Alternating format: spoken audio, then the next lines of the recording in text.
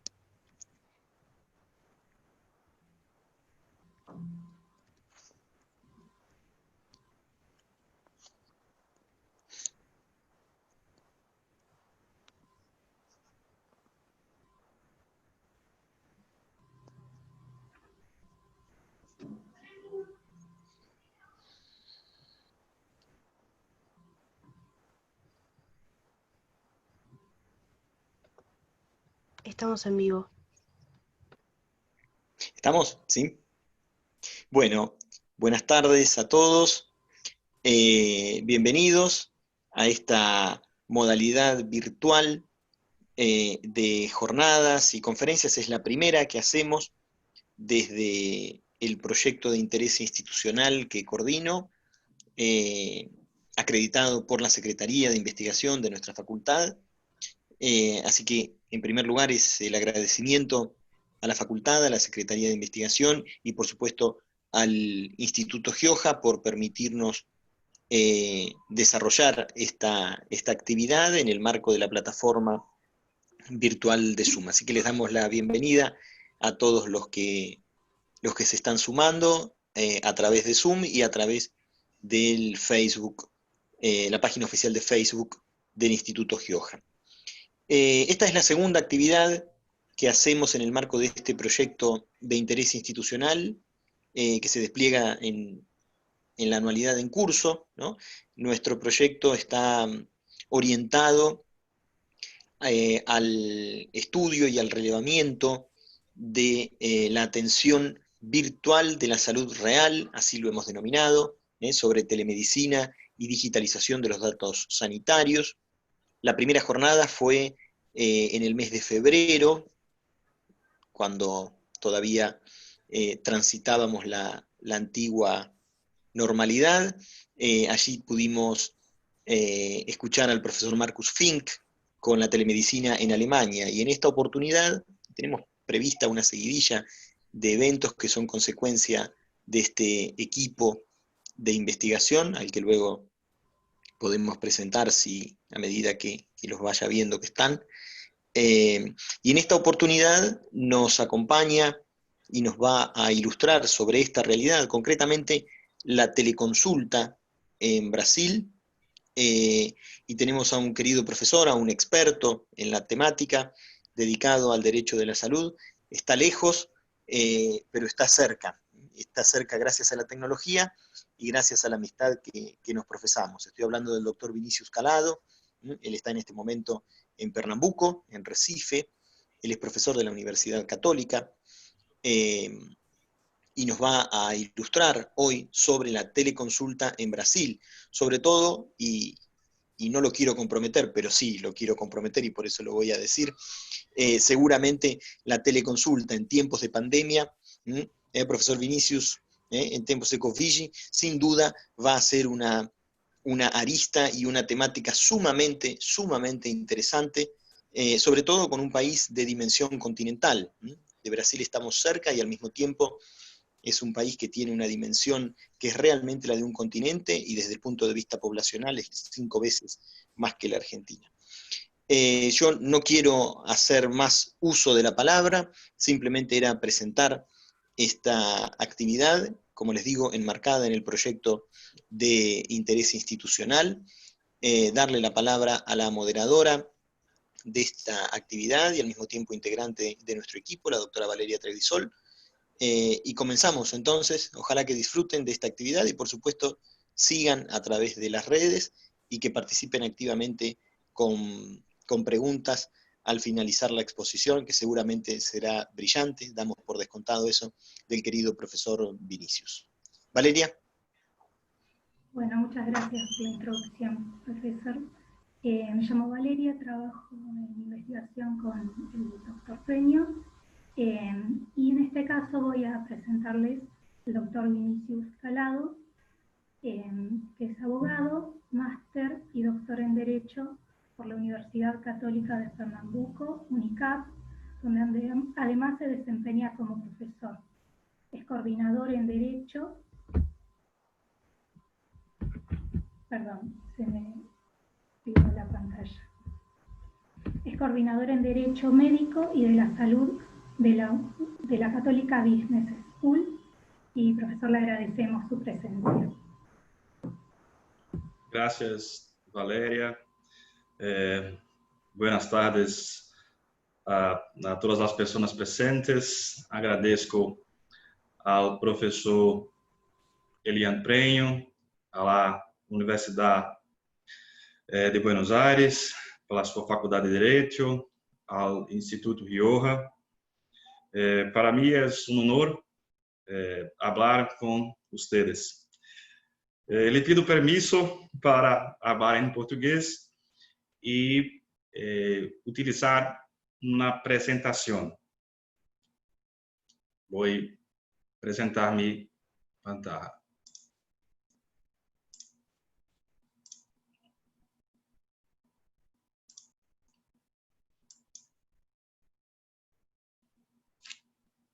Bem, vou falar devagar para que vocês possam me bem compreender, e o objetivo dessa conversa dessa noite, como já adiantou o professor Elian Prenho, é trazer para vocês uma vista que eu chamei aqui de panorâmica da situação atual da teleconsulta no Brasil. Eu resumi aqui o sumário da minha apresentação em 4 tópicos. E aí a ideia é que tenhamos mais ou menos 12 minutos, 10 a 12 minutos para cada uma dessas fases. A primeira, sobre a regulação inicial da telemedicina do Brasil, ou seja, aquilo que aconteceu antes da pandemia. Num segundo momento, a análise da lei atualmente vigente sobre a telemedicina e nela incluída a questão da teleconsulta e o seu tratamento, que é excepcional. E abordar uma questão de extrema importância, que é a questão do consentimento informado e os riscos que envolvem esse consentimento na tecnologia ou o consentimento informado digital. E, por fim, apontar algumas perspectivas para o futuro, inserido isso, obviamente, dentro da realidade brasileira, mas sem olvidar, sem esquecer de tudo aquilo que acontece no mundo.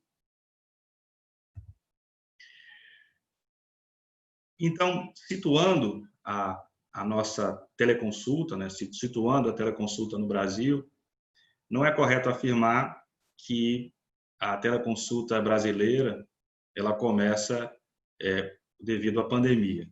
Na verdade, não havia, até então, uma lei em sentido estrito, mas o Conselho Federal de Medicina já havia baixado uma resolução tratando da matéria desde o ano de 2002. E também existe no Brasil uma rede universitária de telemedicina já há 14 anos, desde 2006. Então, a telemedicina ela existe no Brasil, ela é efetiva há muitos anos, contudo, a teleconsulta gera realmente uma controvérsia muito grande, como nós vamos ter a oportunidade de discutir nessa noite.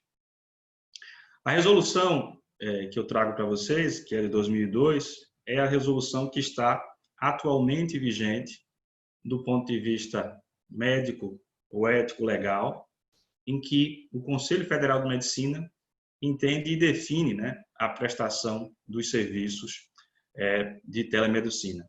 Só que essa resolução, ela não é uma resolução abrangente, que traga pormenores e, inclusive, deixa, né, não faz um tratamento expresso da consulta médica remota ou da teleconsulta de natureza ordinária, né, porque nesse momento da pandemia nós temos uma teleconsulta excepcional e extraordinária. E aí é interessante contar para vocês, compartilhar com vocês como foi que surgiu essa resolução do Conselho Federal de Medicina que normatizou no Brasil a telemedicina.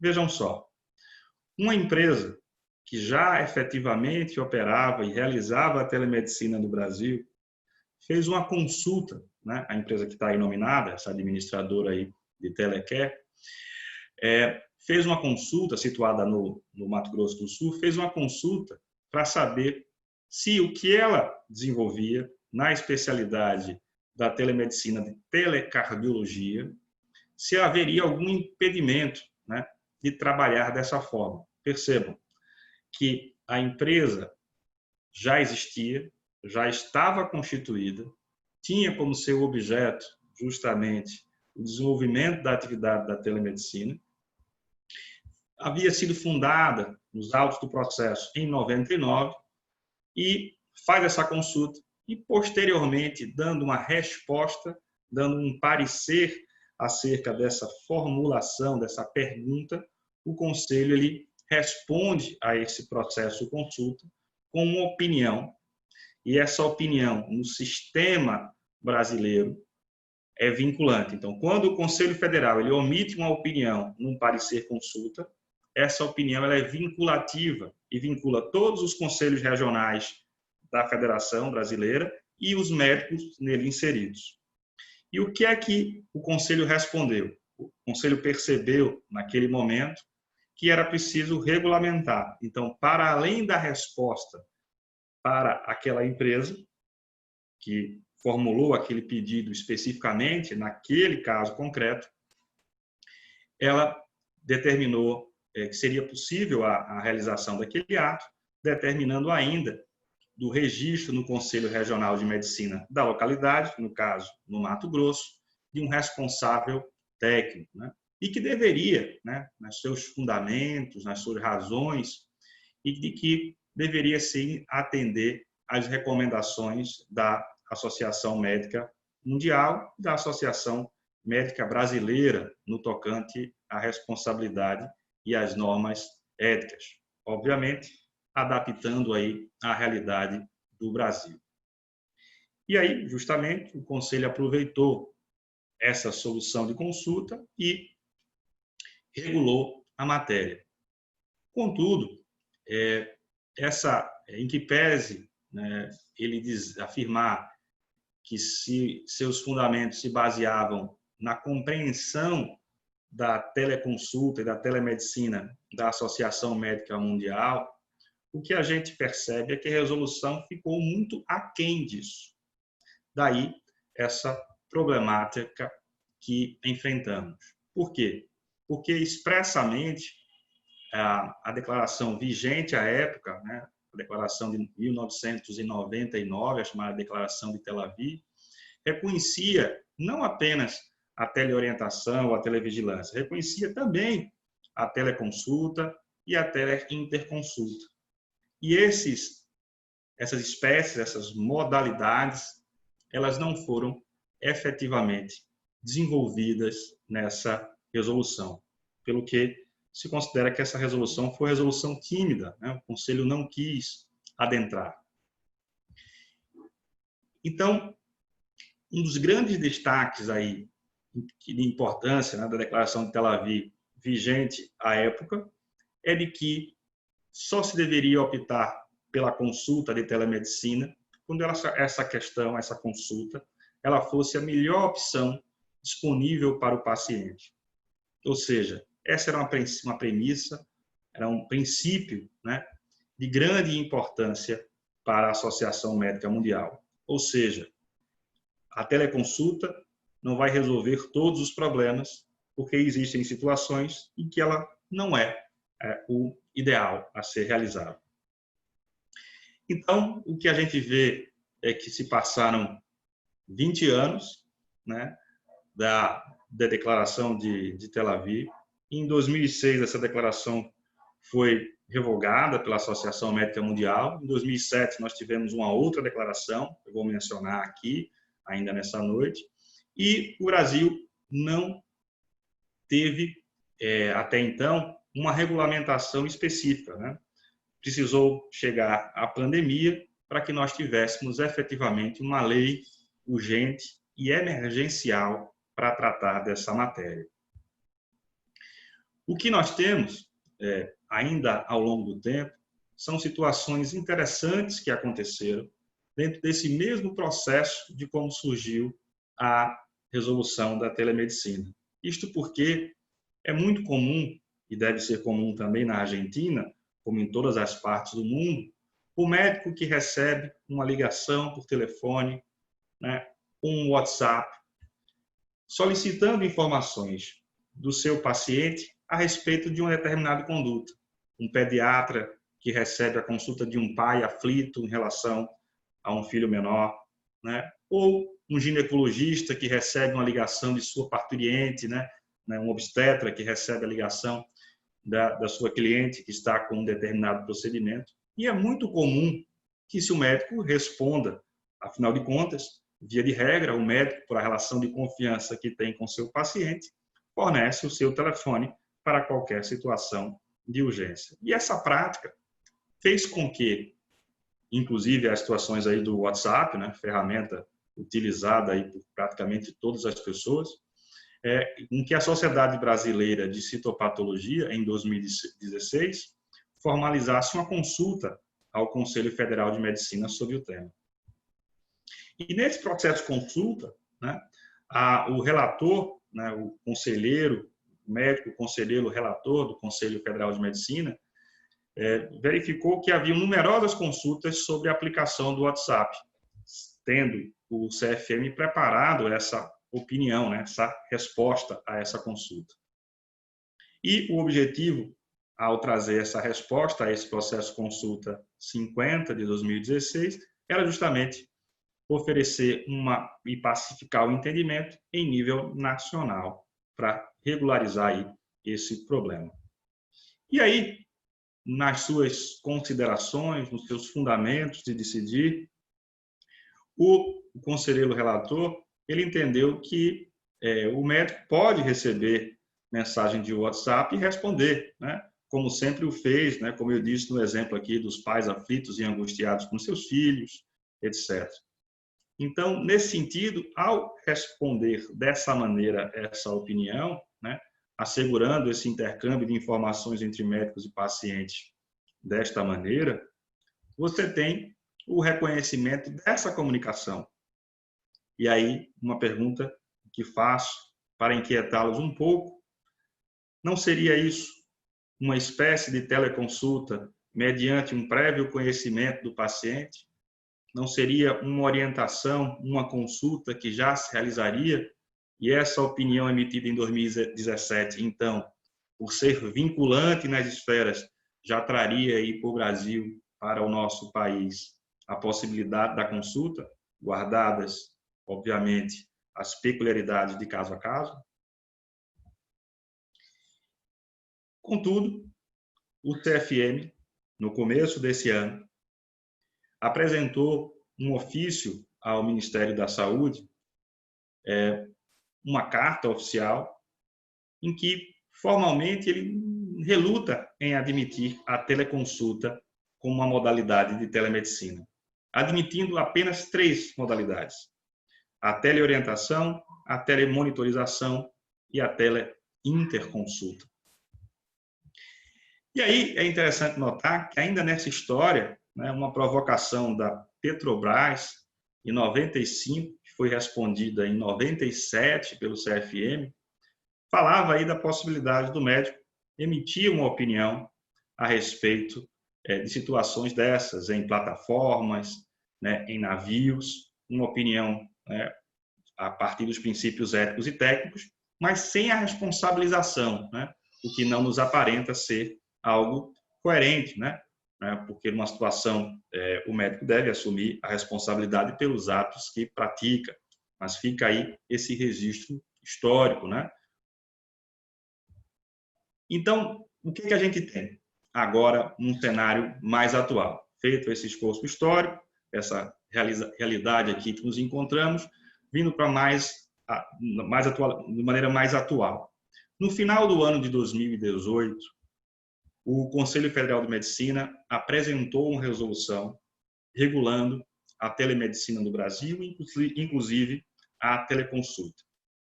Essa resolução ela foi publicada no final do ano de 2018 e logo no começo do ano seguinte, no começo de 2019, essa resolução foi revogada, voltando a valer a resolução de 2002. Por quê? Houve um forte entendimento, né, da Associação Médica Brasileira, de sindicatos e até mesmo dos conselhos regionais, dizendo que essa questão precisava ser mais amadurecida. Na resolução revogada, havia definição de teleconsulta justamente como sendo uma consulta remota, mediada por tecnologias entre o médico e o seu paciente, situados em espaços geográficos diferentes, né? E essa resolução, infelizmente, não prosperou, sendo revogada em 2019.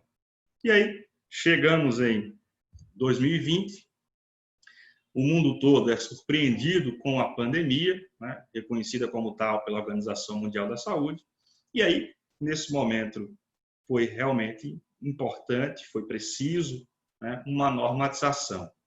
Como disse o professor Prenho, né, nesse momento de pandemia, com o Brasil com dimensões territoriais gigantescas, continental, e com a necessidade de um isolamento social, evitando que as pessoas se dirigissem, inclusive, a hospitais, a unidades de saúde, a teleconsulta se mostrou uma ferramenta de extrema importância, seja para a orientação, seja de saúde pública, de um modo geral, seja para o melhor aproveitamento de muitos quadros funcionais, na medida em que, segundo as próprias recomendações da OMS, os profissionais, inclusive de saúde, que tivessem doenças ou comorbidades, precisavam ser afastados da linha de frente.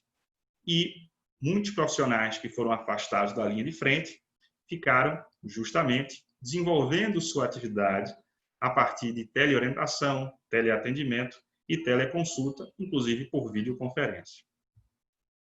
E aí, o que a gente teve? Em 18 de março, foi apresentado um projeto de lei por uma deputada, justamente diante dessa necessidade urgente, prescindindo aí, verificando a necessidade da telemedicina, né, sem uma burocracia tão grande. Então, esse foi um dos fundamentos aí para a aprovação da nossa lei da telemedicina, que tem poucos artigos, tá? São 6 artigos apenas, e alguns deles, inclusive, foram vetados, artigos e parágrafos que foram vetados.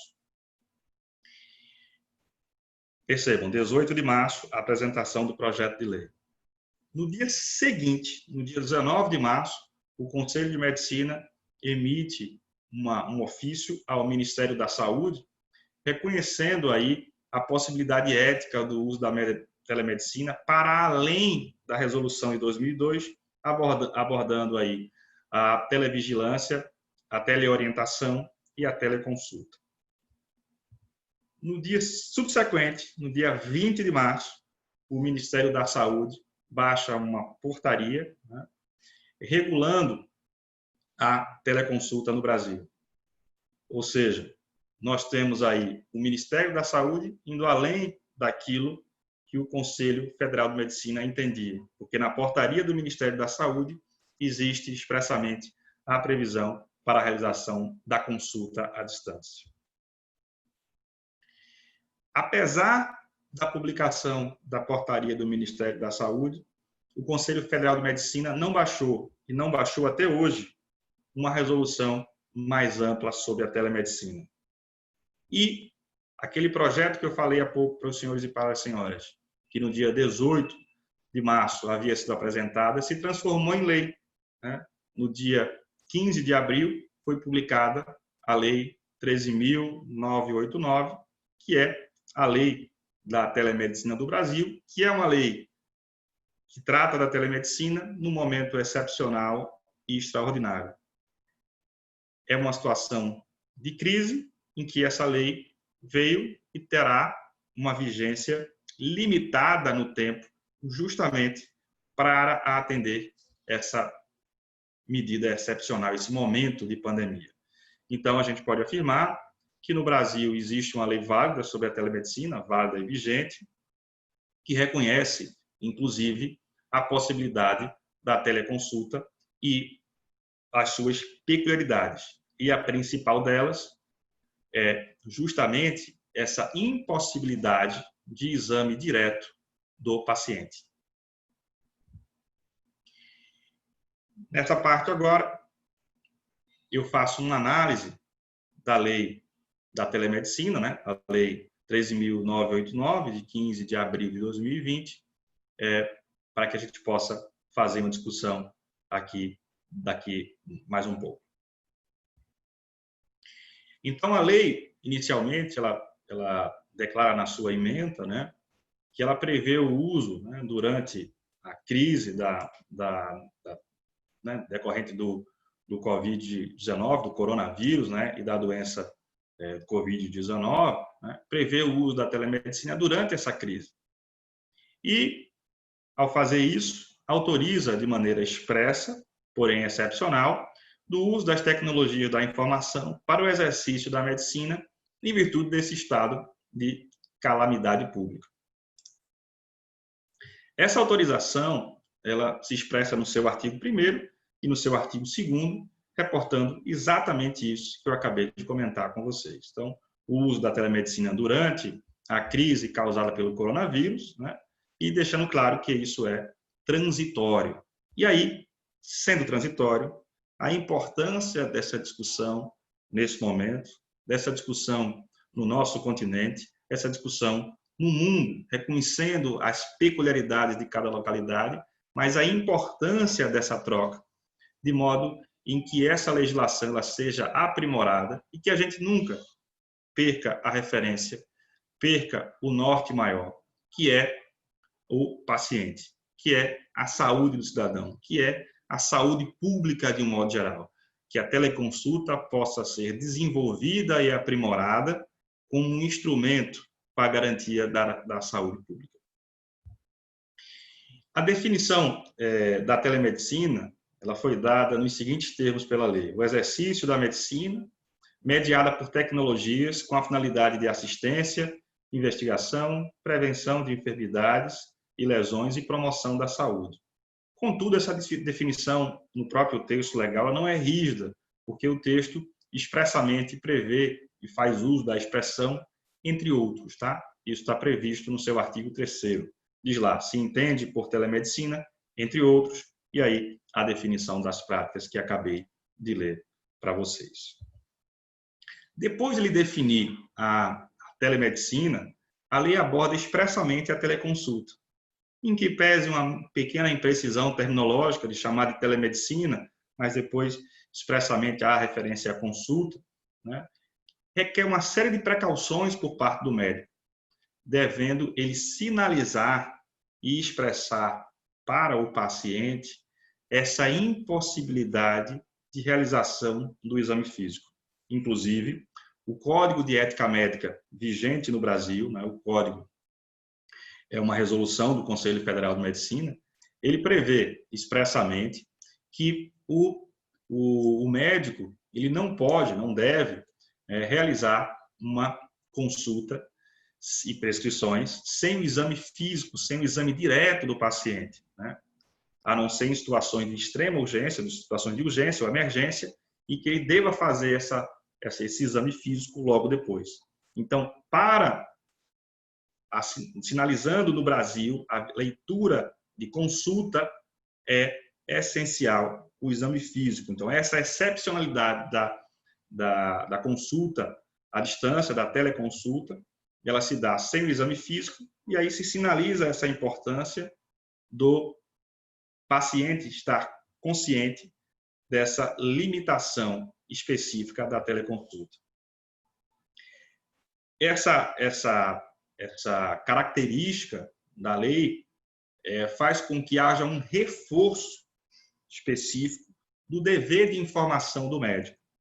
O médico, além de todas as regras deontológicas previstas, e aí, né, sem esquecer, sem olvidar dos princípios bioéticos que regem a matéria, o médico ele deve seguir as regras deontológicas existentes no Código de Ética Médica e deve informar, né, e isso está previsto expressamente no texto normativo, informar o paciente todas as limitações do uso da telemedicina. E por quê? Por conta dessa impossibilidade de se realizar um exame físico.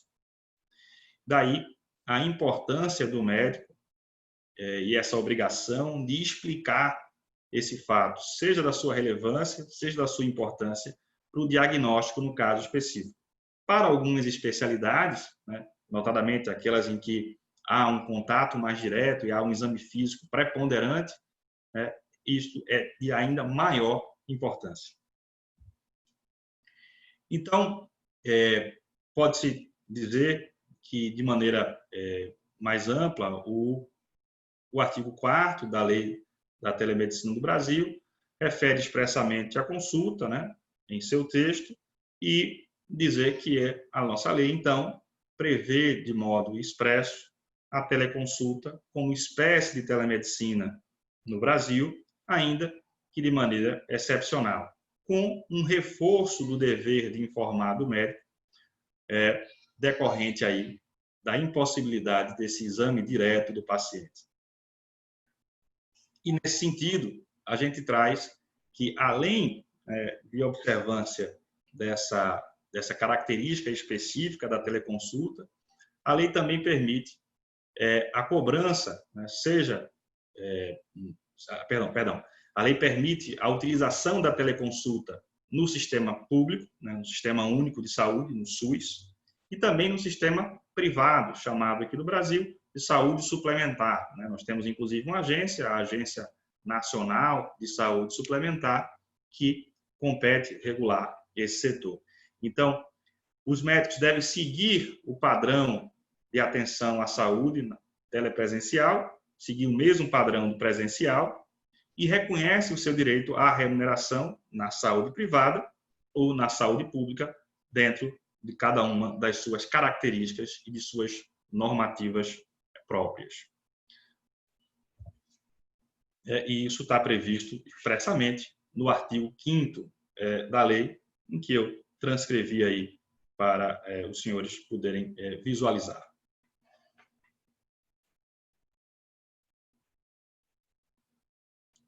Na sequência, eu queria destacar aqui e colocar para uma reflexão inicial. A norma traz apenas esses aspectos.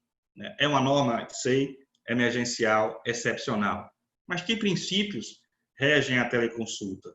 Em que situações ela deve ser utilizada? Deve ser priorizada para pessoas enfermas, pessoas que estão em situações crônicas, em situação rural, a distância é preponderante, ou quem está na capital, por exemplo, numa cidade como eu estou, em Recife, em que há acesso e que nós não temos aqui, nesse momento, uma situação de lockdown ou de isolamento, mas um isolamento maior, porque já estamos aqui pelo menos, com retorno às atividades, né? Se adotam os princípios da Associação Médica Mundial, né? Qual é esse norte? A legislação ela não traz esses princípios, né? E nós não temos uma norma federal que regule a matéria de maneira ampla, que trate especificamente da teleconsulta. Então, nós temos algumas questões bioéticas, ético-médicas, e jurídicas a discutir aqui no Brasil.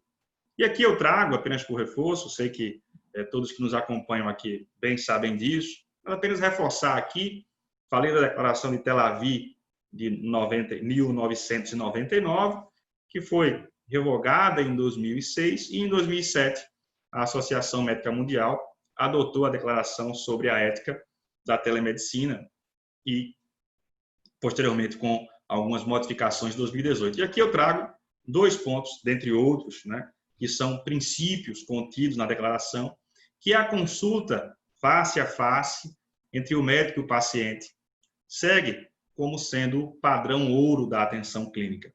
Então, aquela regra que em 99 existia, ela persiste atualmente. Então, o padrão ouro é o atendimento face a face. Então, a consulta, a teleconsulta, não é para qualquer atendimento, não deve ser utilizada, inclusive, né, do ponto de vista de remuneração mais baixa, por ser uma consulta diferenciada. Isso não deve acontecer. E a prestação de serviços de telemedicina ela deve ser coerente com os serviços prestados pessoalmente e respaldado por provas. Mais uma vez, não é qualquer consulta que deve ou pode ser realizada através da consulta à distância. E aí, eu trago para vocês aqui, apenas a título ilustrativo, não quero aqui fazer nenhuma alusão a se está certo ou se está errado, apenas mostrar o fato. Nós temos aqui, isso são recortes de páginas, dos sítios, né, dos sites da internet, de empresas que operam planos de saúde, né? Então, você conecta um site da empresa de plano de saúde, vai estar lá chamando a atenção do paciente, do usuário daquele plano de saúde, para a realização da telemedicina, né? Aqui um exemplo de uma empresa, aqui outro exemplo de outra empresa, e você vê que essa situação ela é explorada e nós não temos uma diretriz de quando ela deve ser utilizada. Essa diretriz, então, não é obrigatória. Se não existe, ela não é obrigatória. A gente não pode esperar que as empresas que atuam no mercado assim o realizem, né? Aqui outro exemplo, né?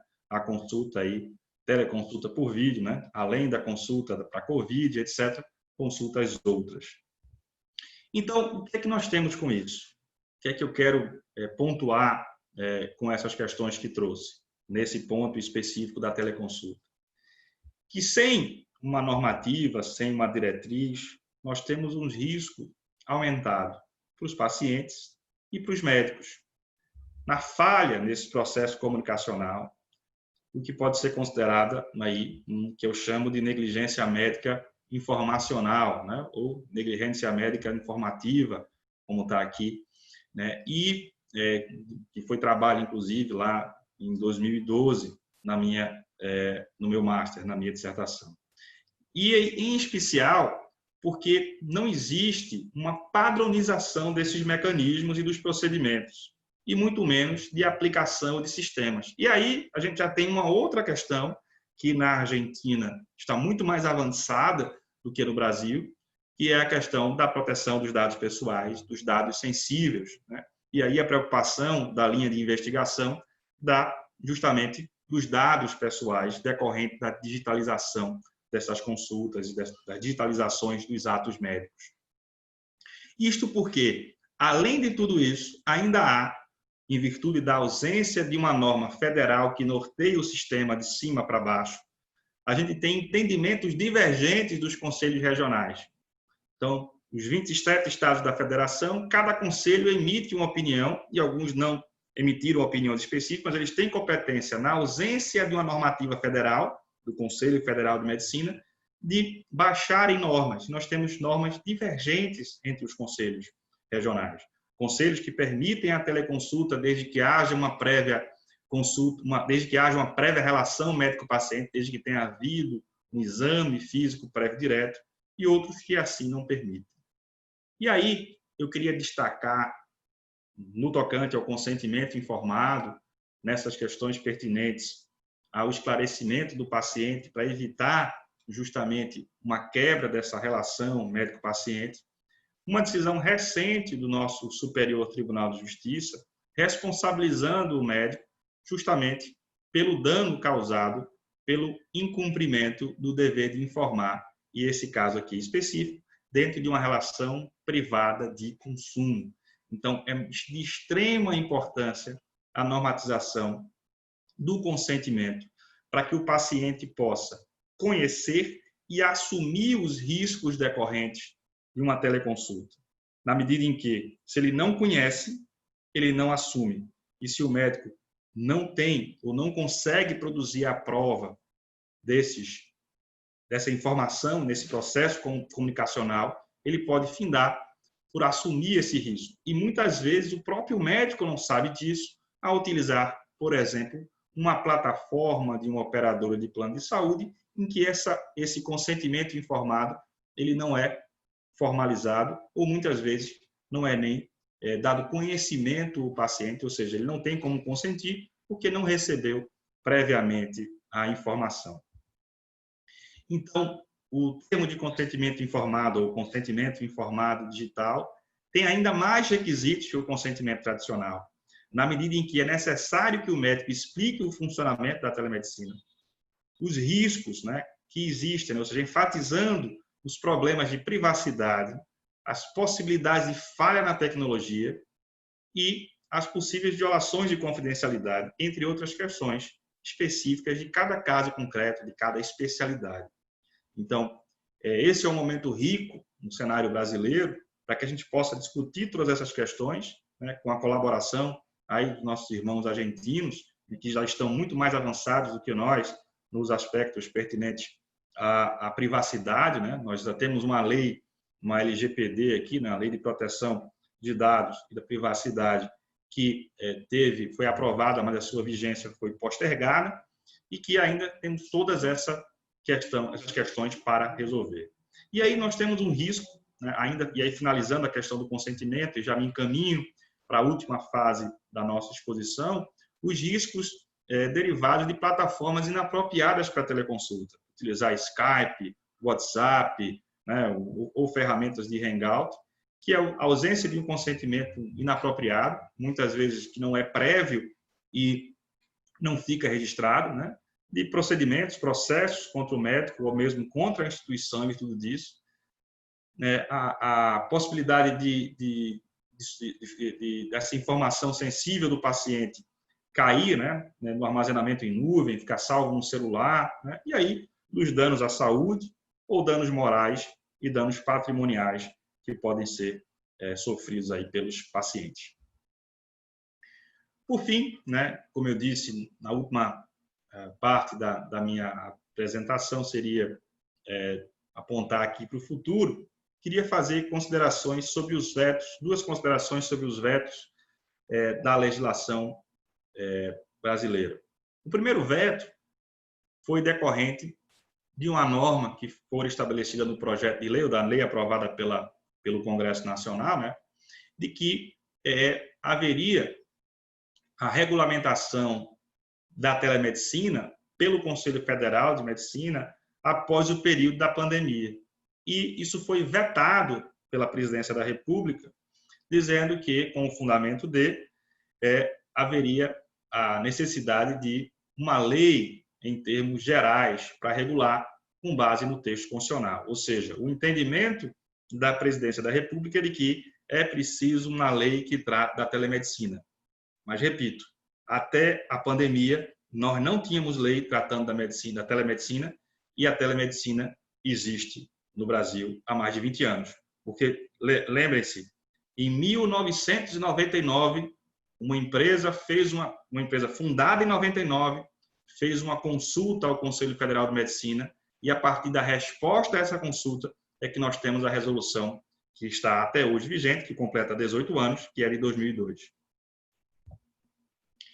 Outra questão importante, né, é que esse entendimento é conflituoso, que o entendimento é de que o Conselho Federal de Medicina entende que ele tem a competência para regular essa matéria, e aí nós temos aí o nosso Poder Executivo Federal, entendendo que é de competência do Congresso Nacional. Outro veto importante, mas que já foi resolvido, adianto, é no tocante às receitas, à prescrição digital. Também sei que é um ponto caro, um ponto importante aí para a linha de investigação do grupo de pesquisa. Então, as receitas médicas que fossem apresentadas em formato digital seriam válidas, né?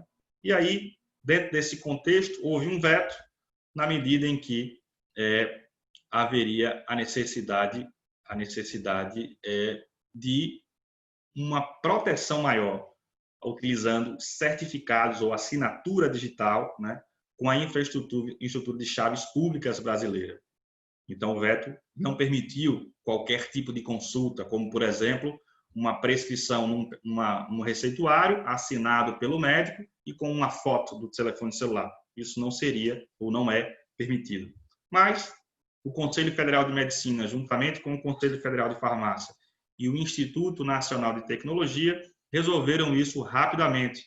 Foi criada uma plataforma que está disponível para todos os médicos e médicas, através desse site, prescriçãoeletronica.cfm.org.br, de modo que eles podem utilizar o site para a prescrição, utilizando aí a sua assinatura digital, a sua chave pública, né? E o custo é muito baixo e dá uma segurança tremenda aí, não só para o médico, como para o paciente, e também uma segurança do ponto de vista de saúde pública, porque o papel deixa de circular, né? Então, é muito interessante e muito importante a adoção. Isso aqui é uma questão que veio com a pandemia, mas que, com certeza, vai ficar para o futuro. É uma conquista aí, se é que a gente pode dizer que tem coisas boas vindo da pandemia.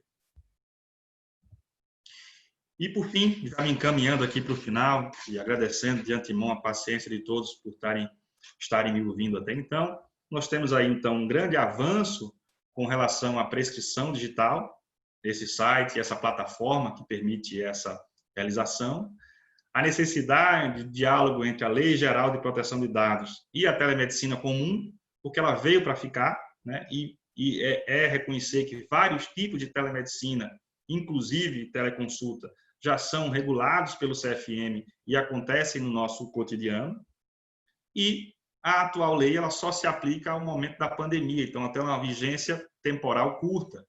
E se requer, pelo entendimento que foi esposado, uma lei estrita, específica, e é preciso, inclusive, uma lei para dar maior legitimidade aí, escutando todos os setores envolvidos, e especialmente a rede universitária de telemedicina, que é uma das maiores redes do mundo, pela sua quantidade de centros e de pontos.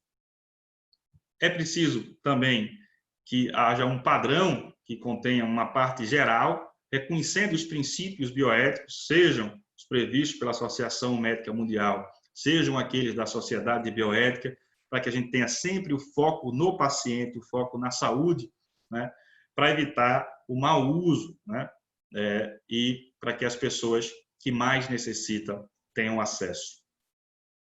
E não se deve optar, né, como disse há pouco, e já me repeti nisso, a consulta de telemedicina, a mesmo que se considere que essa é a melhor opção disponível para o paciente, né? E essa é uma diretriz da Associação Médica Mundial. E destacar a importância, né, do consentimento informado digital nessa nova realidade, né? E principalmente para a produção da sua prova nesse contexto, né? Que é algo que tem sido negligenciado no meu sentido. Por fim, só tenho a, mais uma vez, agradecer a doutora Valéria, professor Elian Prenho, pela oportunidade e me coloco absolutamente à disposição para as perguntas, inquietações, o que eu souber responder, irei com certeza fazê-lo e fico à disposição. Quem quiser depois, quem não quiser fazer uma pergunta agora, quiser posteriormente encaminhar por e-mail, também está aqui o meu e-mail à disposição de todos e todas. Mais uma vez, muito obrigado.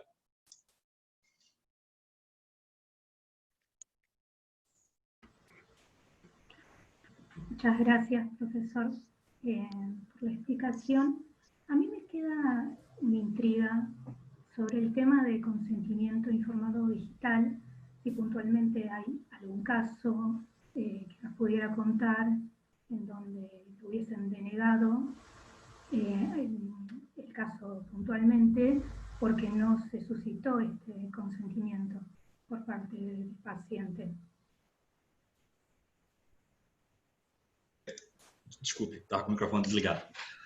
O consentimento na relação digital, né, do médico-paciente, ele muitas vezes ele passa despercebido. No Brasil, existe um entendimento consagrado, inclusive nos tribunais, de que esse consentimento ele não precisa ser necessariamente escrito. Inclusive, existem decisões judiciais que admitiram a prova indireta de que o consentimento foi dado, né? Então, a prova escrita no consentimento digital, ela se torna de extrema importância, porque como é uma tecnologia nova, é uma ferramenta nova, você não vai ter como conseguir demonstrar que houve um consentimento num contato prévio, ou seja, na sua experiência de 10 anos, de 20 anos, de como clínico, você trabalha com consentimento, aqueles pacientes que você costuma fazer isso e daí usar a prova testemunhal para produzir essa relação. No consentimento digital, isso vai ter que existir, aí nós temos um padrão americano, por exemplo, em que há, inclusive, uma troca, né? Mas aqui, pensando no caso brasileiro, como a gente não tem uma padronização, você fica com uma situação que é defensável, dizer que o paciente e o médico naquela relação e o médico autorizam. Por exemplo, se nós estivéssemos aqui, ao invés de uma palestra, de um evento, fosse uma teleconsulta, né? Eu poderia dizer, doutora Valéria, essa consulta vai ser gravada, eu queria aqui inicialmente explicar para a senhora, e a senhora vai, ao final, dizer se entendeu o que disse, ficou com uma dúvida, para consentir aqui com a prescrição diante das hipóteses diagnósticas. Isso vai valer de prova? Sim, mas isso vai ficar gravado onde? Numa nuvem? Isso vai ter uma criptografia que permita guardar esses dados sensíveis, porque ao obter esse consentimento informado, ele, na verdade, deu todo o diagnóstico do paciente, o prognóstico e a prescrição. Dados mais sensíveis do que esse, né? Então, assim, é algo difícil, porque o que a gente tem feito no cotidiano, talvez até por algum amadorismo, é transportado a realidade física para a realidade virtual. E muitas vezes, talvez nós tenhamos que nos render, nós do direito principalmente, e os profissionais da medicina, que nós precisamos de outros especialistas, né, multidisciplinarmente, para pensar nas soluções adequadas e não simplesmente mudar o ambiente. A receita assinada com uma foto vale. Não, mas não é assim. A gente tem uma questão de segurança que pode eliminar o papel, né? E se a gente tiver uma ferramenta, uma padronização de segurança, como existe em outros lugares, a gente vai dar segurança para o paciente, segurança para o médico, o que revela uma segurança para o sistema. Por exemplo, na saúde pública pode ter um sistema próprio, público, com investimento público, porque a RUT, por exemplo, que é a rede universitária de telemedicina, ela já tem 14 anos, então tem toda uma experiência que pode ser aproveitada dessa rede e que eu acredito que vai ser muito importante aí para a construção da teleconsulta ou da telemedicina de modo mais ampliado. Não sei se respondi a tua pergunta, me desculpe. Foi claro? Sí, puntualmente sí, y es importante esto que decías, digamos, de la materialidad, de lo común, digamos, que fue nuestra vida previo al COVID y toda esta situación. Outra coisa importante. Está en discusión también. Outra coisa importante, doutora Valéria, é a questão da especificidade do documento, né?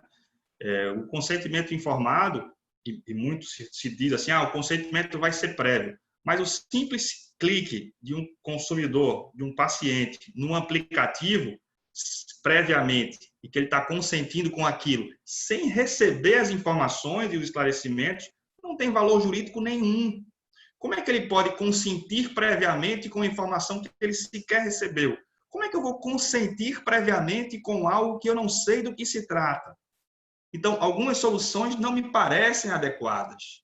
O consentimento prévio é importante para o tratamento posterior, mas ele precisa do diálogo, inclusive do ponto de vista ainda da realidade anterior, né, do antigo normal. Não se permitia, por exemplo, o paciente chega para um procedimento no hospital e está lá, assine aqui o documento, né? E o paciente assina qualquer coisa, ele está lá chegando preocupado com a cirurgia. Então, a gente tem, pelo menos no Brasil, já entendimentos consolidados de que esse consentimento genérico ele não tem um valor jurídico adequado e que o consentimento feito de maneira assodada, né, no momento prévio a um procedimento cirúrgico, né, que seja obviamente eletivo, não estou aqui diante de uma cirurgia de urgência, que o paciente não precisa nem concordar, né, e aí, dentro dos princípios da bioética, o médico vai agir. Mas, às vezes, acontece um procedimento eletivo, não se faz o consentimento prévio, o paciente assina na hora que está entrando na sala de cirurgia. E lhe digo isso porque aconteceu comigo. Eu fiz uma cirurgia eletiva em que assinei o consentimento entrando aí, já não estava me internando no procedimento. Quem me deu foi a secretária do hospital. Então, isso acontece, não é correto.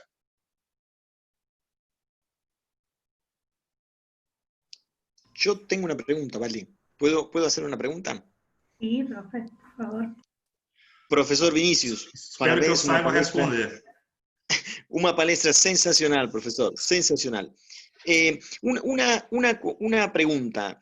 En un momento mencionaste sobre las plataformas más indicadas, sobre las plataformas virtuales más adecuadas, sobre todo teniendo en cuenta cómo se ha masificado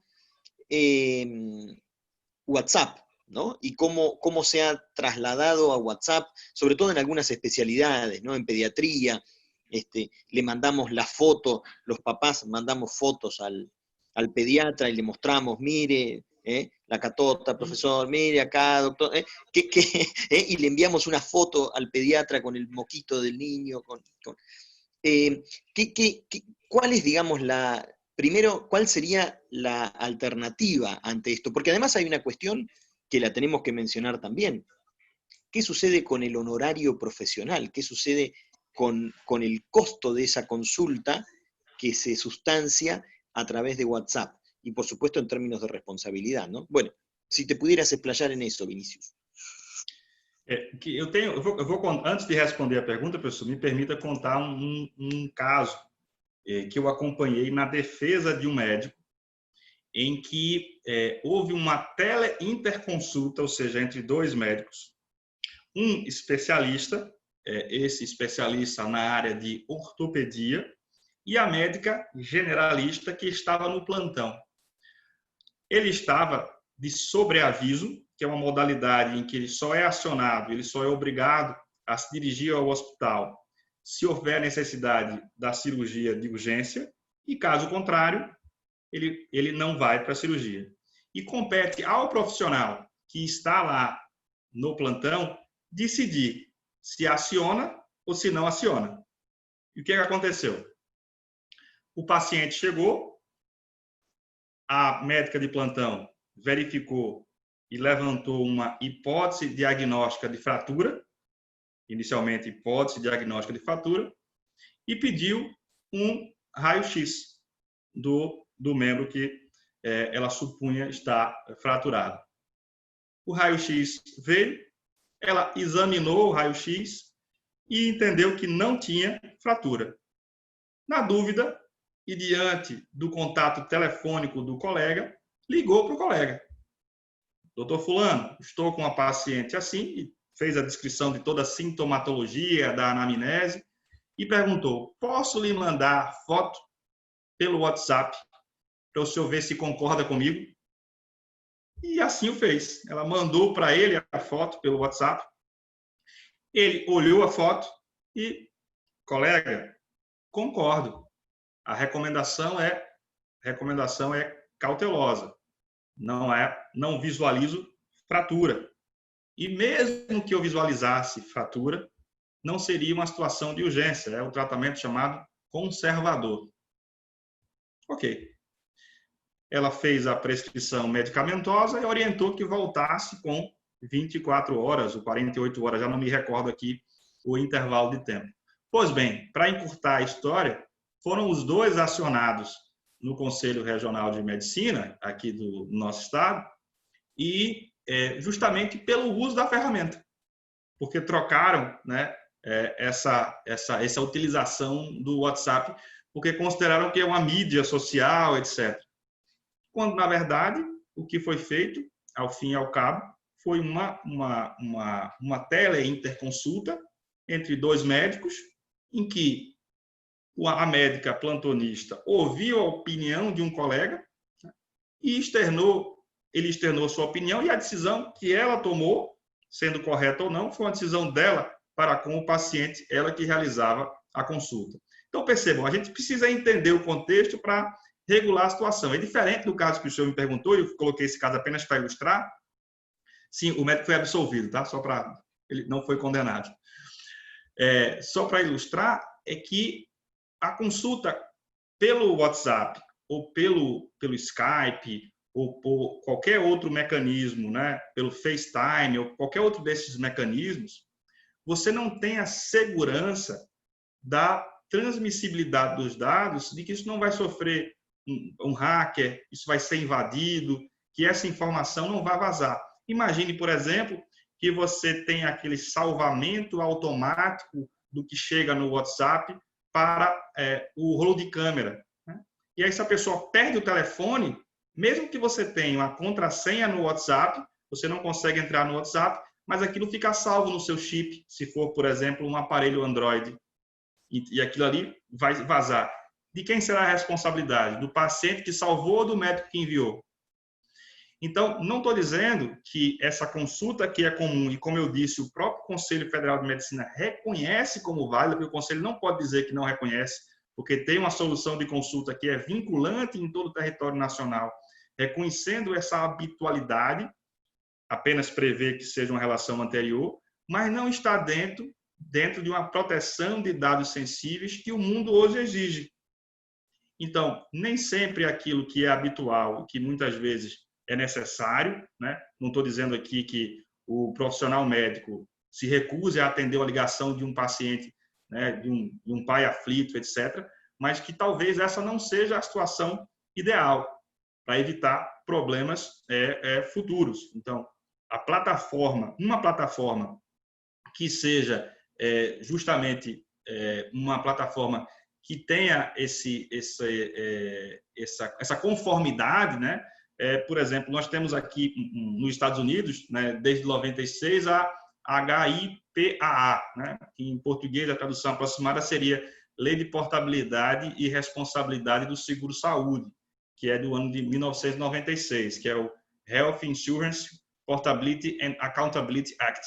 Então, uma plataforma que esteja em compliance com essas normas, ela possibilitaria, sim, uma segurança para o médico e para o paciente. Outras plataformas podem, eventualmente, ser desenvolvidas, né? Inclusive porque no Brasil ele tem o sistema brasileiro de chaves públicas. Mas, sem isso, você teria insegurança. Óbvio que, numa situação de urgência, até uma consulta por telefone ele pode ser feita, deve ser feita. E aí vem as considerações do ponto de vista das terminologias. Aquilo é uma consulta, é uma teleorientação, é uma teleinterconsulta. Em que medida eu caracterizo ou não uma consulta? E aí o Conselho Federal de Medicina tem uma resolução própria, eu não entrei aqui nessa noite, mas tem uma resolução própria que trata da definição do que é uma consulta. Então, se você não tem, por exemplo, prescrição, a depender do contexto, você pode entender como teleorientação, né? A exemplo do que aconteceu, eu posso depois compartilhar aqui com vocês, uma experiência bem sucedida, que começou aqui na cidade do Recife, mas se expandiu para mais de 170 municípios do estado de Pernambuco e de outros estados da federação, de teleatendimento, de teleorientação, inclusive do ponto de vista de saúde mais amplo, não só médico, mas psicólogos, etc. Não sei se respondi, professor. Supremo? Perdón, tenía apagado el micrófono. Sí, claro. Muchas gracias. Pero tenemos muchas preguntas, Vale, me parece, ¿eh? Sí, acá tengo una Profesor consulta que hace Gabriela Zurlini sobre si existe algún plan para ampliar el acceso a Internet por parte de la población en general. Se eu entendi bem a pergunta, o Ministério da Saúde lançou uma plataforma chamada TeleSUS, que ela se dá, tem um robô, tem um bot, um robô que faz esse atendimento, depois ele direciona. Então, tem um atendimento telefônico, tem um atendimento pela internet, Foi lançado também um aplicativo em relação ao coronavírus, mas o diferencial do sistema que foi implementado aqui em Recife, em especial, que é o Atende Recife, é que, passadas as fases de orientação, se você estiver com uma sintomatologia de maior gravidade, ele encaminha de modo direto para um médico que está ali de plantão, que podem fazer, inclusive, uma conferência por vídeo com o paciente. E ele vai dar toda a orientação e, se for o caso, encaminhar o paciente ou já acionar diretamente o serviço de emergência, que é aqui é o SAMU, né? Que é o serviço de atendimento de urgência, né? Chamando uma ambulância para o paciente. E esse sistema foi muito bem avaliado e tem funcionado bem, né? Mas o Ministério da Saúde, em nível nacional, também criou soluções alternativas. Mas percebam, a gente está falando aqui de uma pessoa que tem que ter acesso à internet, acesso a um smartphone, e muitas vezes, né, nos rincões aí do nosso país, as pessoas não têm acesso nem a um telefone, quanto mais a um smartphone com 3G, 4G, para ter a transmissão de áudio, né, e vídeo. Às vezes a gente está fazendo aqui um evento, por exemplo, um evento como este, dessa natureza, e um participante cai, você não consegue ter a qualidade de áudio e vídeo. Quantos de nós não já participando nesses, sei lá, 120 dias, né, de isolamento, de distanciamento, de eventos, né, nos congraçando distantes, mas presentes, cada um na sua luta, e alguém cai, não consegue transmitir, não consegue finalizar uma palestra, quanto mais numa situação dessa de telemedicina e teleconsulta, ou seja, até isso o paciente tem que ser esclarecido. E a educação para isso também, porque tem profissionais que não vão se sentir confortáveis com a tecnologia. Eu tenho colegas, professores, né, independentemente da idade, que não se sentem confortáveis em ministrar conteúdos, ministrar aulas de maneira telepresencial, né? Imagine um médico que também não se sente confortável, ele vai ser obrigado? Não, né? Dentro da autonomia, ele pode ou não fazê-lo. E aí você tem a figura do intermediário, da operadora de plano de saúde, do empregador. Será que não vai haver uma imposição violando essa autonomia do médico? E o paciente também, que não gostaria de ver o médico, será que não vai ser imposto ao paciente uma teleconsulta prévia, como se fosse uma barreira, né, para o atendimento presencial? Então, tudo isso precisa ser muito bem pensado e devidamente regulado, sob pena da gente priorizar aí, né, alguns priorizarem aí o lucro, né, o resultado econômico, em detrimento da saúde, né, de um modo geral.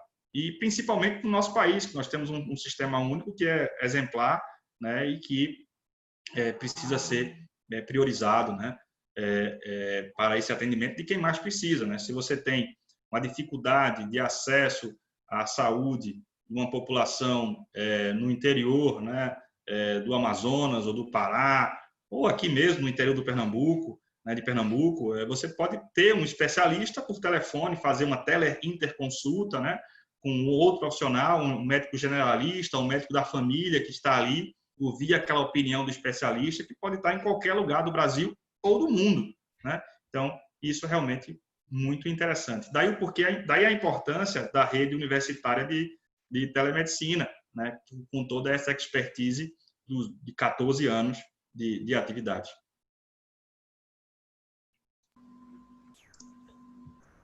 Y hay otra pregunta que hace Ana Carolina, que dice: ¿la telemedicina en esta época de medidas sanitarias para enfrentar el COVID exigiría un doble reforzamiento en la recopilación del consentimiento informado, toda vez que los datos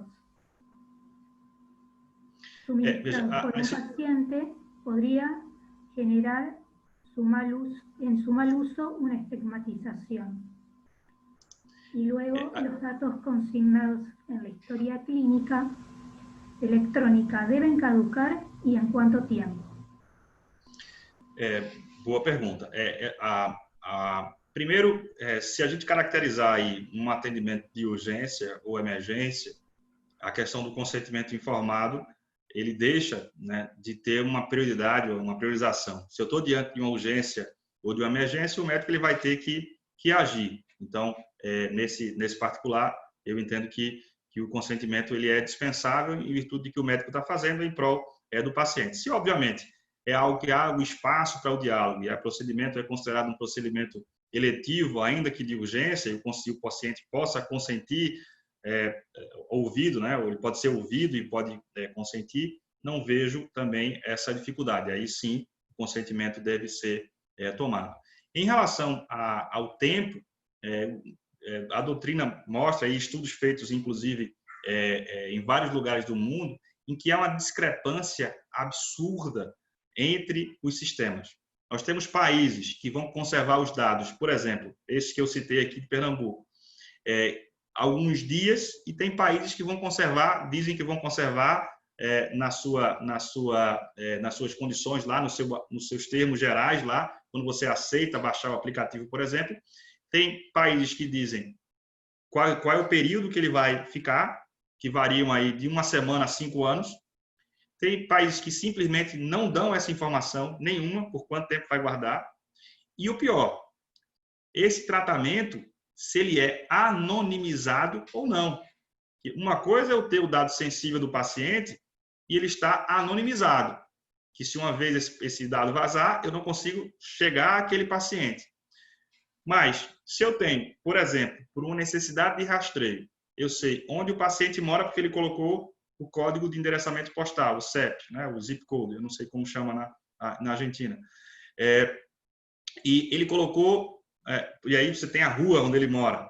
Você tem ali as características todas que ele colocou. Isso quando ele não dá o próprio nome e endereço completo ali naquele cadastro, né? Ou cadastra com um e-mail, e no e-mail você chega ao indivíduo.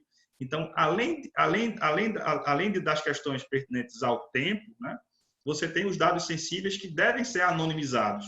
Mesmo por uma questão de estudo de saúde pública, a individualidade e os dados devem ser preservados. Então, essas questões elas são realmente muito importantes, né? E a Argentina está 20 anos na frente do Brasil, né? Nós temos uma lei que está válida, mas não está vigente ainda, nossa lei de proteção de dados.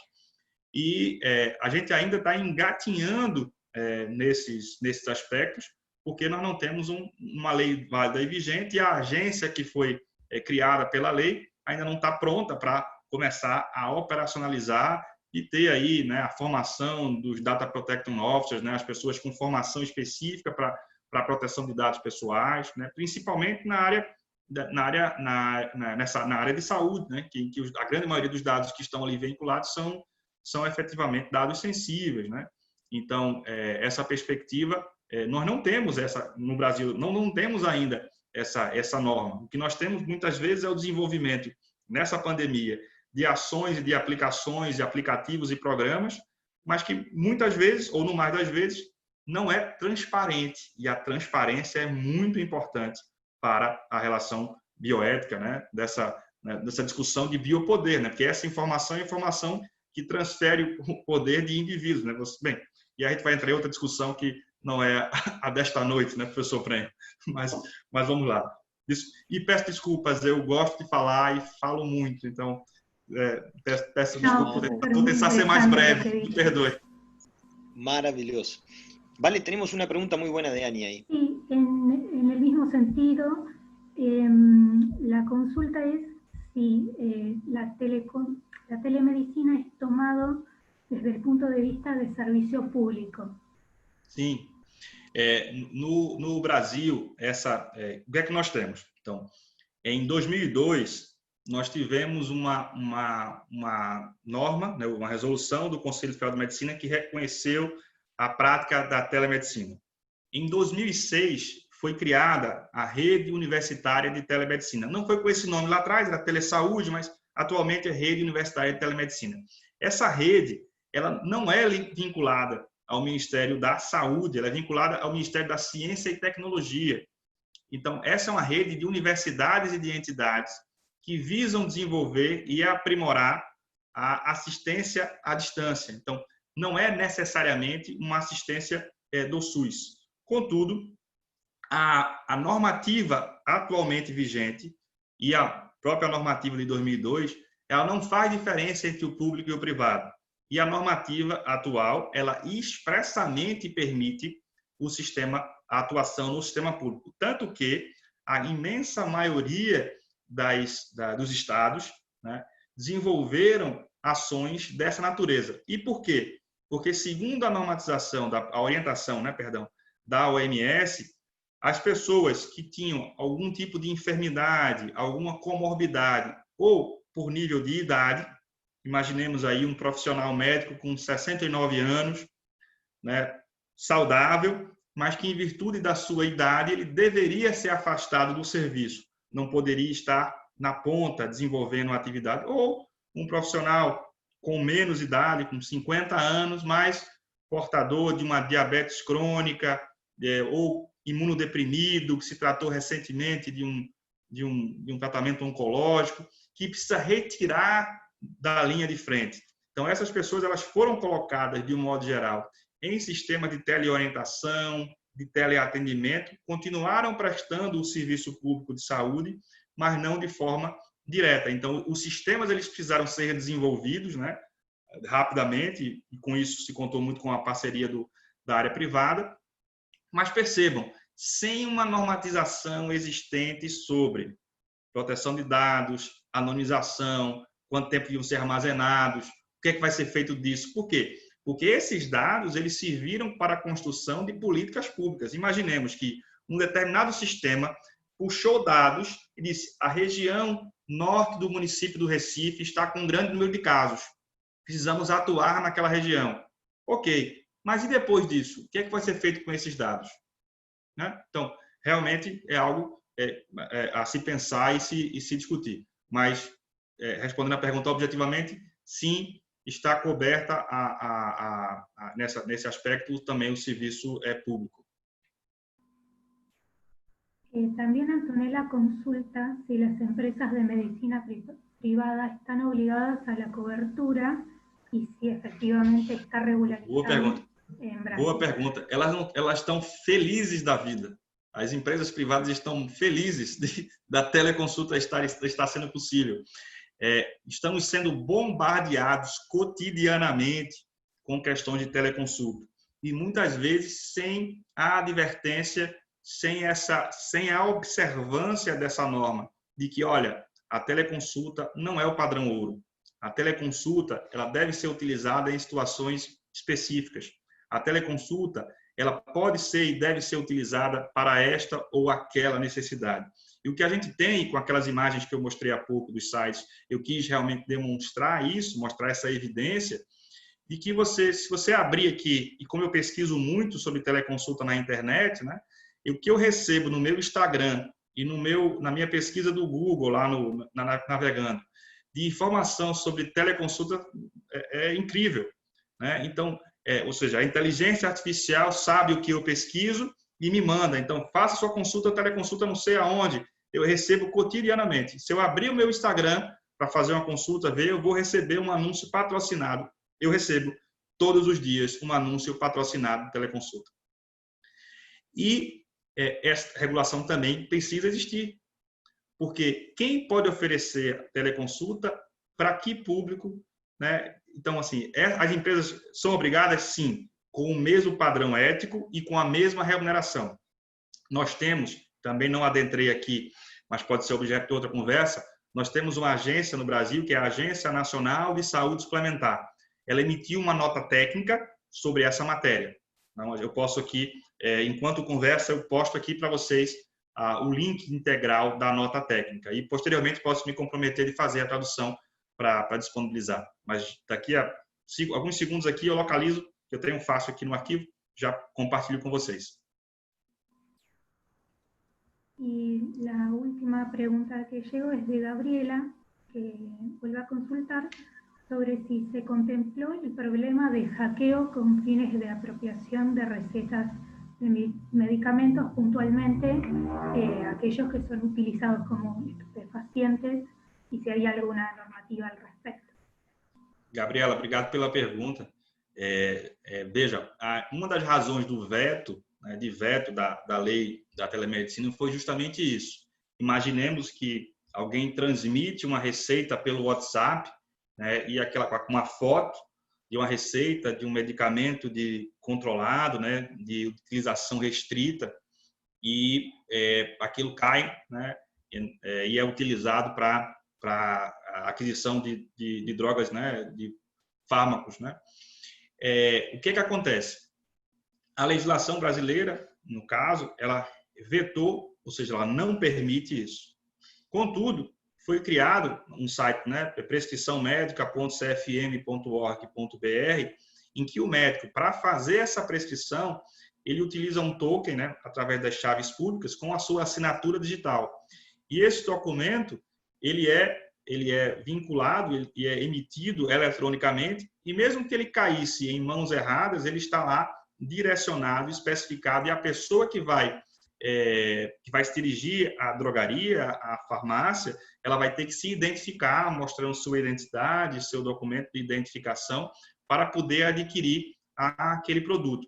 E esse sistema, ele não é o paciente, ele sequer precisa estar com o documento. Ele chega na farmácia, se identifica, e com o código, né, com o QR Code, o próprio farmacêutico vai acessar o sistema e já vai enxergar aquela informação ali. Então, foi um sistema que foi criado nessa pandemia e que realmente foi um fruto de algo que foram forças que foram unidas para desenvolver um sistema que evita esse tipo de situação, porque ele não vai conseguir hackear a informação, a não ser que ele faça o hackeamento do site, né?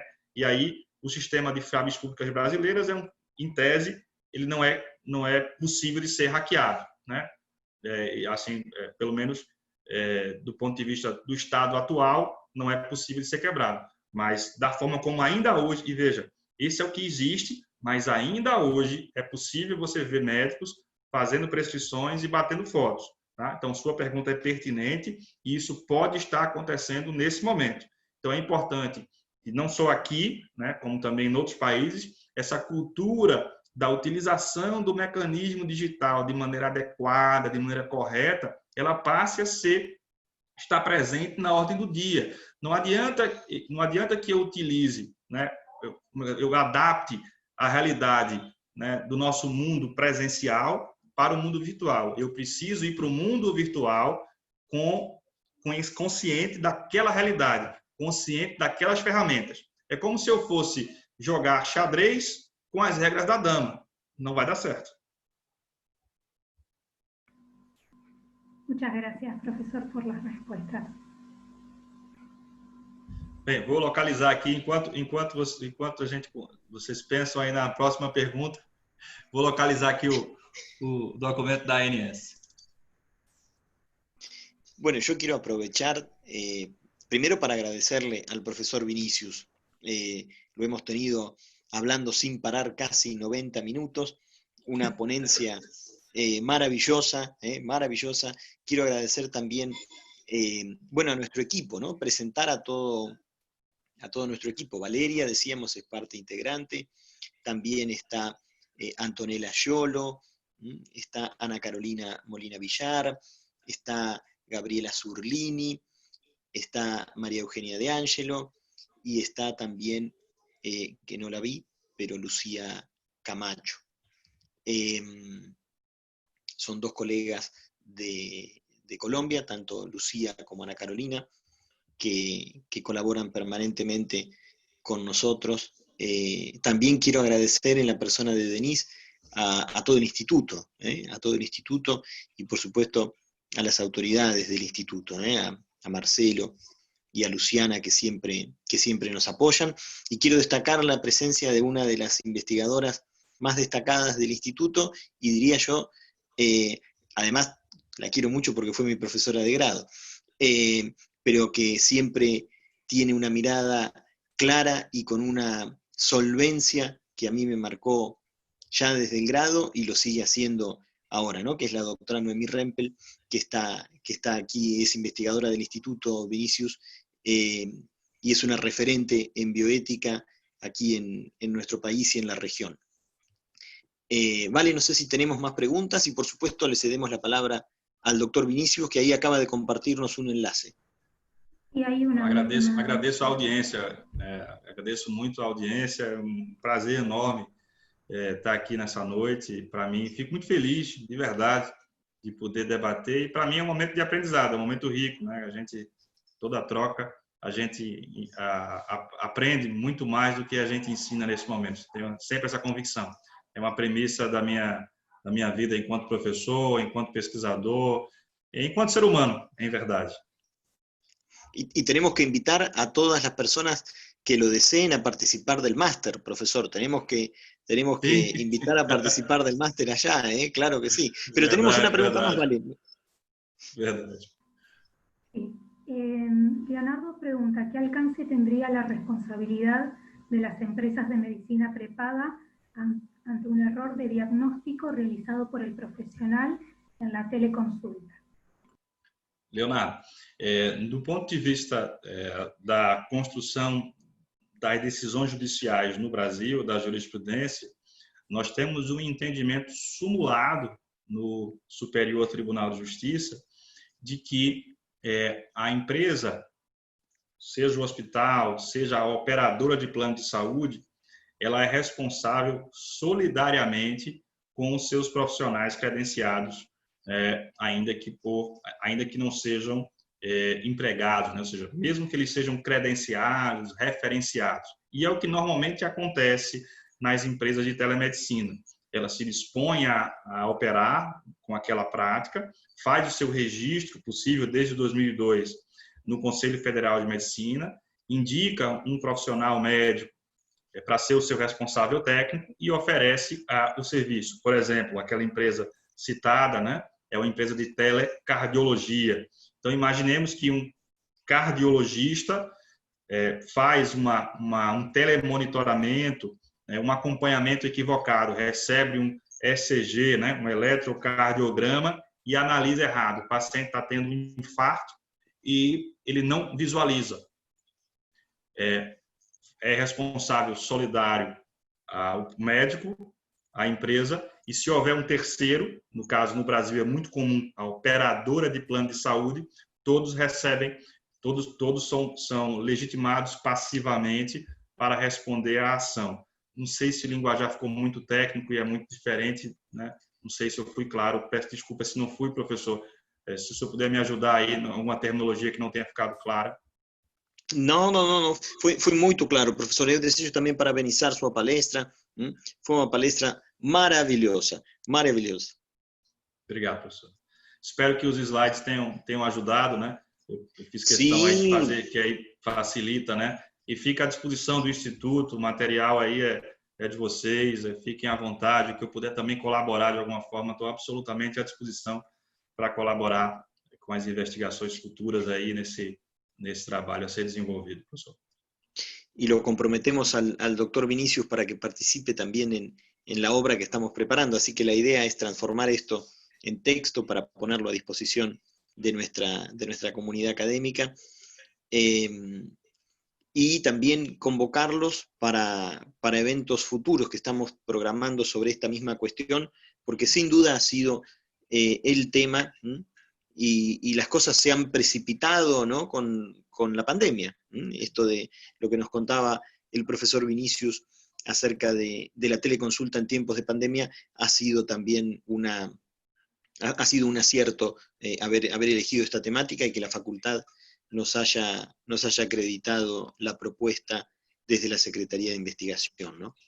Vale, no sé si tenemos alguna otra pregunta. Se o senhor me permite, 2 minutinhos, Sim, claro. Fazer uma pequena, mostrar aqui apenas alguns dados, acho que é interessante para se visualizar o número de atendimentos que foram feitos aqui e como a tecnologia da informação e os dados coletados a partir do aplicativo, como é que eles conseguiram utilizar isso dentro das políticas públicas. Eu acho que é interessante. São apenas, não é exatamente um PowerPoint, é um texto corrido. Eu traduzi para facilitar. Rapidamente, aqui não vou tomar muito do tempo de vocês, mas acho que é interessante a informação. Só um segundinho.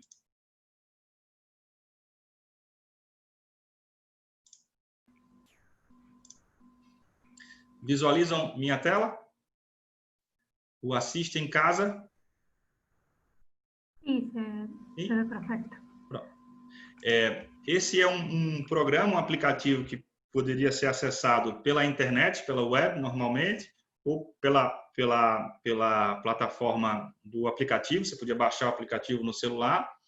Ele detectava a gravidade do caso, utilizando inicialmente um sistema de perguntas e respostas.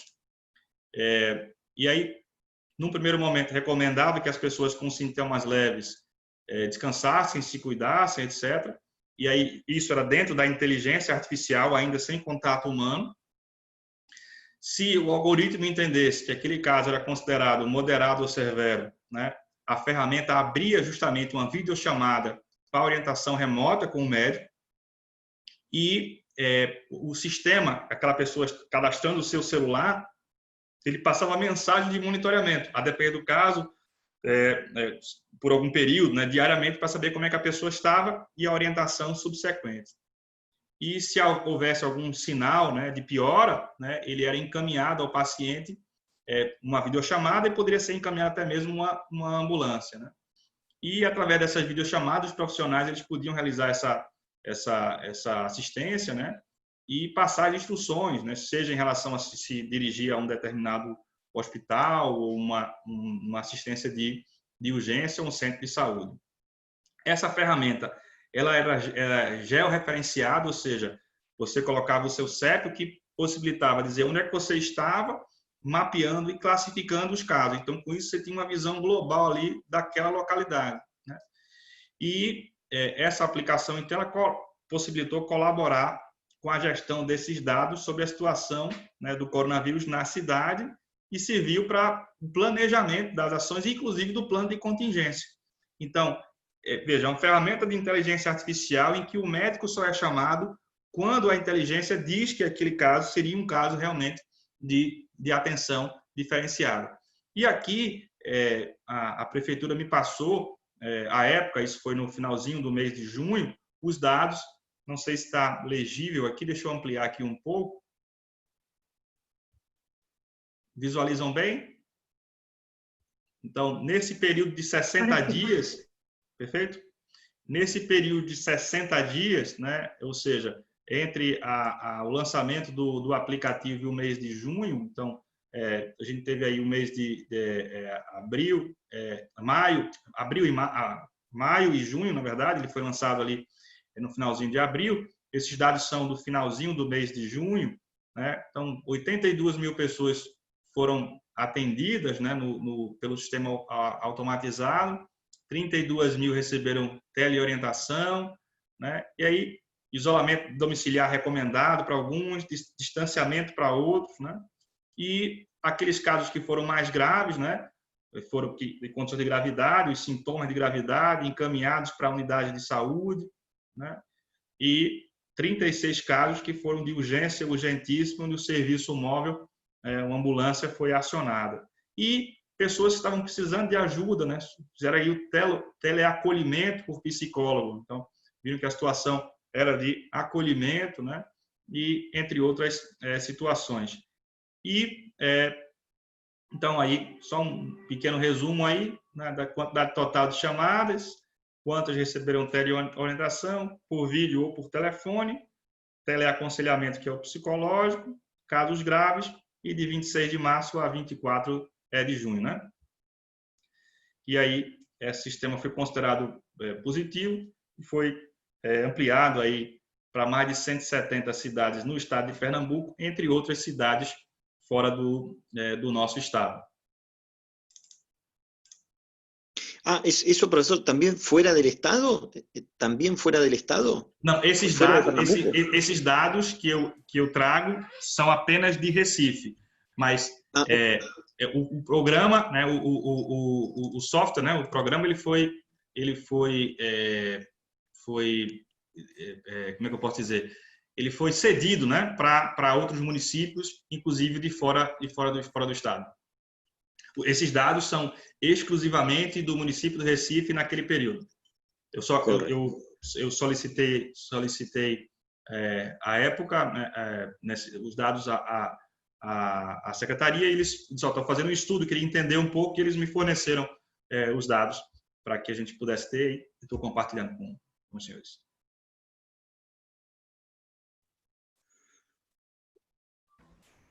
Bueno, vale, si no tenemos más preguntas, lo liberamos al profesor Vinicius. Sí, esas fueron todas. Professor Vinícius, muito obrigado. Parabéns pela ponência. Uma ponência maravilhosa, sensacional. Vamos a convocar novamente para compartilhar e refletir juntos sobre estas questões que são muito importantes para a saúde e para a cidadania em geral, né?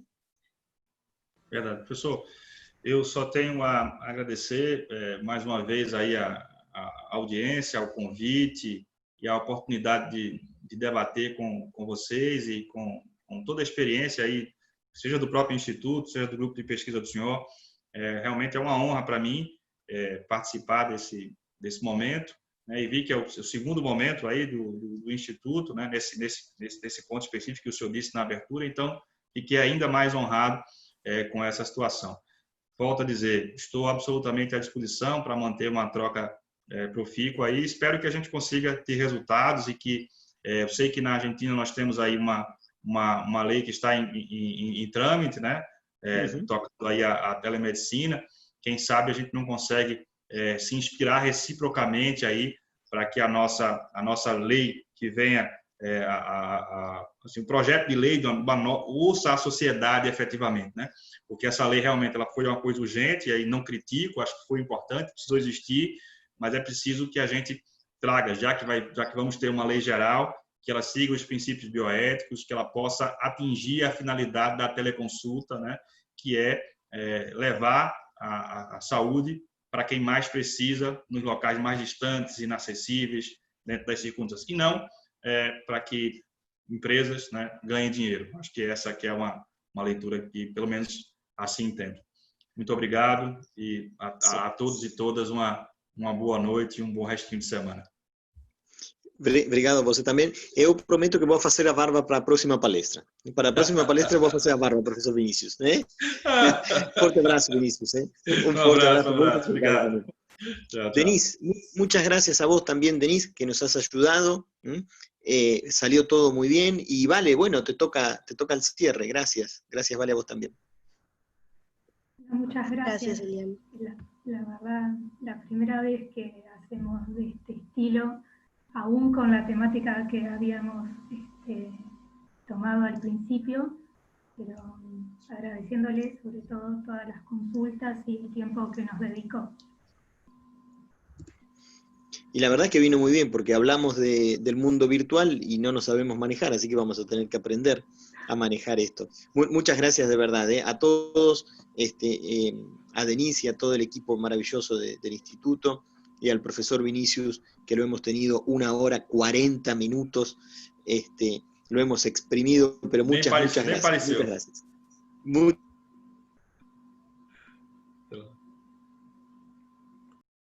Vamos para la próxima, que ya la vamos a anunciar, para seguir con este tema.